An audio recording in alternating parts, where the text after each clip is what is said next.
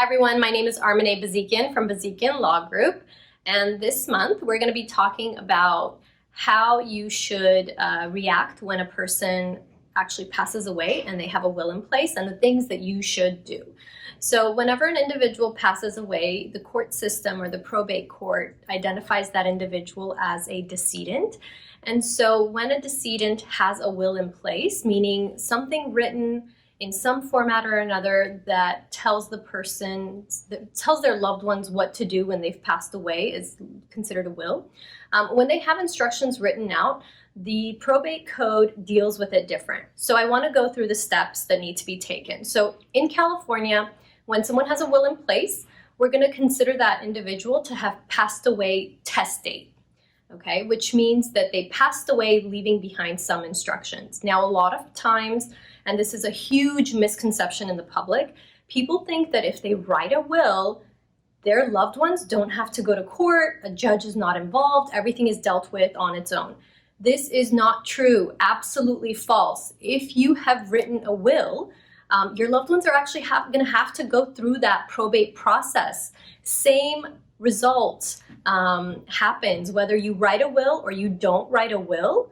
In both of those circumstances, your estate will go through the probate process before it actually comes out to your loved ones, okay?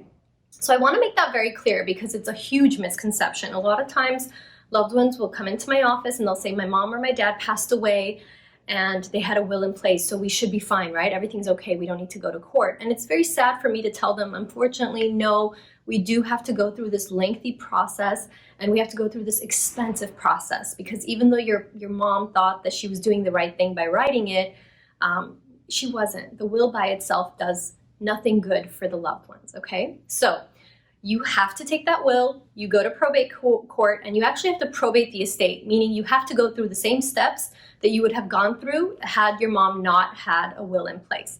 The only difference is that instead of the judge reading the laws and figuring out who gets what, the judge actually reads the will that your loved one put in place and follows the instructions in that will.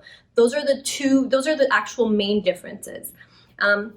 Some of the other differences might include provisions in the will that eliminate the need for some court-required things. For example, if the will has a no bond provision saying, I want my son or my daughter to handle my affairs and they don't need to go get bond insurance, well, great. Your son or daughter saved maybe $1,000 on bond insurance, depending on the scenario. So I want to reiterate that having a will in place by itself does not avoid the very expensive and very long process known as probate. It actually still goes through probate, and the judge will read what the will says and follow your instructions. So in my opinion, most people don't need just a will in place. There's other tools that we can use in our arsenal of estate planning tools that'll help you accomplish your goal of leaving behind instructions on what you want to do, and at the same time avoid the probate process, okay? So let's say John, for example, decides to do some planning ahead of time. He puts together a will, and that's it. That's all he does. At his death, his daughter Sandy actually has to take that will, go to court, and the only thing that John had, let's say, was his property, worth about $600,000. Sandy has to pay probate attorney's fees worth about $15,000. Sandy might have to buy bond insurance, like we mentioned earlier. There's going to be court filing costs, and there's going to be a slew of other miscellaneous expenses. So overall, it's going to cost her maybe about $18,000 to $20,000 to wrap up John's affairs. John could have done some better planning, a more comprehensive plan, and he could have come and seen us at our office, and we would have helped him put together a plan that would have accomplished that same goal without the need to go to court, saving his family $20,000, for example. And I also want to stress that a will by itself does not cover incapacity. So a will only covers death.